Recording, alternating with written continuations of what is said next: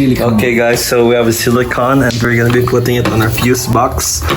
I mean the fuse holder, so the rubber that comes here comes off. So we're gonna be putting some silicone, so let's see. Okay guys, so make sure there is some silicone that would go out when you press.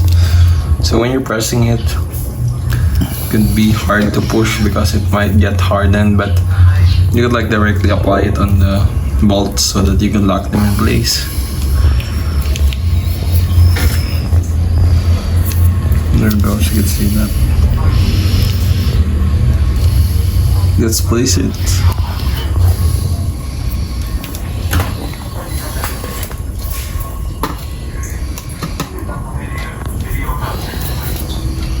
Just place it. There you go. Now place it.